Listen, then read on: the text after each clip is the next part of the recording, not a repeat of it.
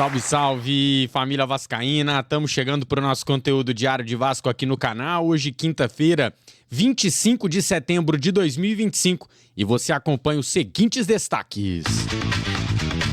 Treta, hein? Pedrinho vai para cima do árbitro. A gente vai mostrar as imagens para você. Fernando Diniz pede Felipe Coutinho na seleção brasileira para a Copa do Mundo. E tudo sobre o jogo contra o Bahia, como ficou a situação do Vasco na tabela de classificação, porcentagem de rebaixamento, artilharia e muito mais. Para esse vídeo bem completo, você só precisa deixar o likezão para apoiar o nosso trabalho, mete o dedo no joinha, se inscreva no nosso canal e vem comigo para falar de Vasco.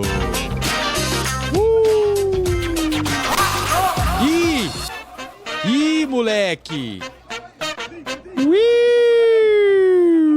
Treta News! Olha isso aí, são imagens do intervalo de jogo. Esse que você tá vendo. Esse que você tá vendo de casaquinho branco, perdendo a linha, é o nosso presidente Pedro Paulo.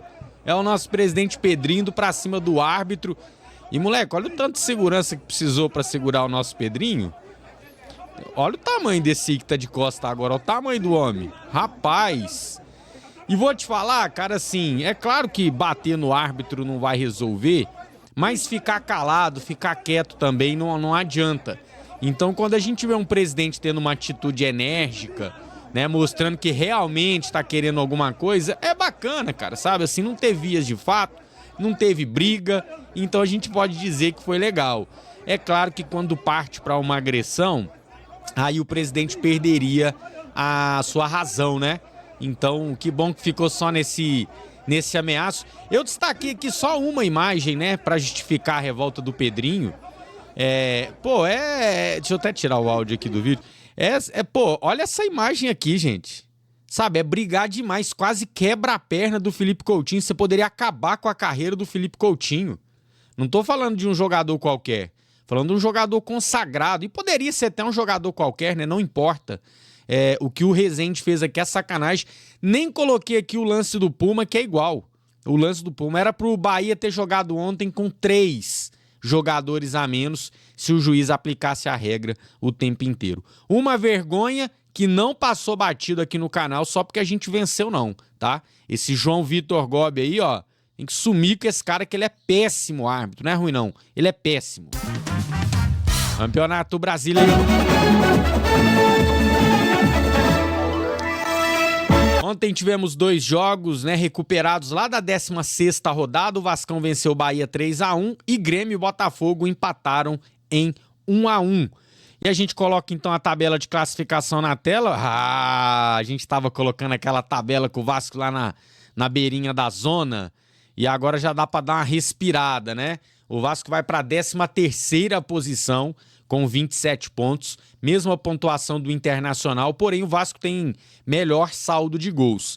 Reparem que o Internacional, o Santos, o Galo, todos têm jogos a menos que o Vasco. Tá? O Vasco já fez 24, o Inter e o Santos têm 23 e o Galo 22.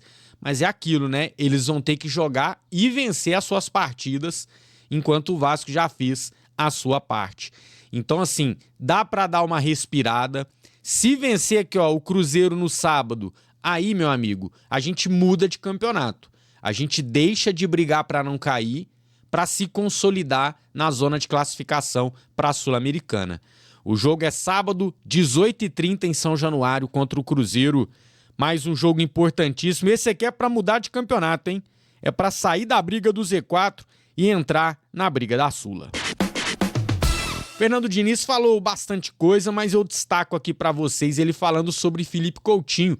Diniz foi perguntado se o Coutinho tem chance de disputar a Copa do Mundo com a camisa da seleção. Começar pelo Felipe, eu acho que o Felipe ele se credencia cada vez mais para poder ser um nome para disputar a Copa do Mundo. Ele leva uma vantagem sobre a maioria dos seus concorrentes, porque ele não é um jogador que precisa ser testado com a camisa da seleção, nem em Copa do Mundo, nem em Champions League, nem em grandes eventos. E ele cada vez mais se coloca nessa condição. Fez mais uma partida brilhante, fez gol, podia ter feito um golaço de falta. Treina cada vez mais, está se virando cada vez mais também, ficando cada vez mais longe do departamento médico. Então, de fato, ele se credencia jogo a jogo a ser um dos candidatíssimos à vaga na Copa do Mundo. E aí, família, Coutinho na Copa do Mundo, aprova? Deixa a sua opinião aí nos comentários. O Diniz chegou ao seu 25º jogo dirigindo o Vasco da Gama, 7 vitórias, 10 empates, 8 derrotas. O ataque marcou 39, a defesa sofreu 34 gols. O aproveitamento volta a ficar amarelinho, passou dos 40%, estamos ali em 41%, que se você mantiver este aproveitamento até o fim do Campeonato Brasileiro, você vai terminar ali em 12º, no máximo 13º lugar. Não é uma boa colocação, mas não é o desespero de brigar para não cair. Como eu disse, degrau por degrau, a gente vai subindo aí as nossas expectativas no Brasileirão. Segundo os cálculos da UFMG, o Vasco ainda tem 17% de chance de rebaixamento. A gente lembra, né, 2 rodadas atrás era 30%, estava empatado ali com o Santos. O Vasco e o Santos deram uma reagida e agora o Vasco tem ali 17%. Tem 4 times muito encrencados, né? Sport 91, Fortaleza 81, Vitória 68 e Juventude 59% de chance de cair. É levado em consideração a pontuação até o momento e os jogos, né? Por exemplo, vamos supor que o Sport joga a próxima rodada contra o Cruzeiro. Aí no Cruzeiro não, porque vai jogar contra o Vasco, vai contra o Ceará. Eles vão buscar qual foi o primeiro turno, né, do Sport. Isso tudo entra no cálculo, então tem 4 times aí que estão bastante encrencados e que continuem, né? E que continuem para o Vasco não voltar para essa situação. Na artilharia do Vasco, 2 situações, né? O Coutinho empata novamente com o Ryan na vice-artilharia do Vasco na temporada 2025 com 11 gols cada um. Puma Rodrigues marcou seu 2º gol. Era para ser o 3º, né? Se aquela bola contra o Flamengo entra.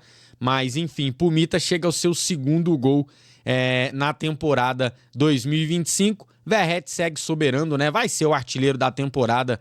Vamos ver com quantos gols, por enquanto, 24 gols marcados.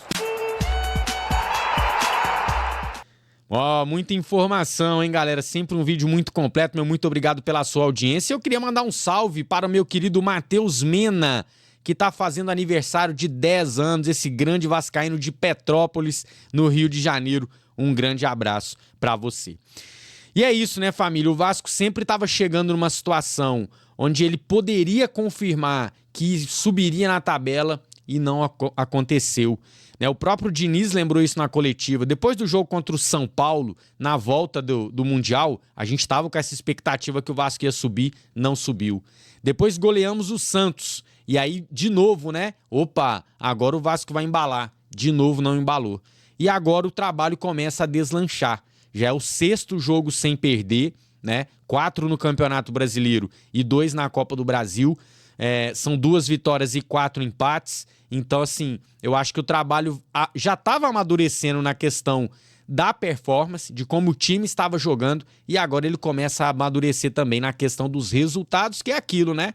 Não adianta, joga bem, mas se a bola não entra, meu amigo, você só vai caindo na tabela e a pressão ela fica enorme. Então isso é bom pro trabalho do Diniz, né, para ele ter mais tranquilidade, dá confiança para esse elenco, dá confiança para os jogadores e vamos novamente, como foi ano passado, né? Vamos terminar esse Brasileirão sem sustos, que é o mínimo que a gente merece. A gente merece muito mais, mas no mínimo é fazer um campeonato decente. Se você perdeu a minha live pós-jogo com as notas para as atuações dos jogadores e a eleição do melhor da partida, é só clicar no card que está passando aqui no cantinho para você conferir. Quem é Vasco, deixa o like. Quem é muito Vasco, se inscreve no nosso canal. A gente se vê a qualquer momento para mais informações do Gigante da Colina. Dale Vasco, tamo junto e até lá.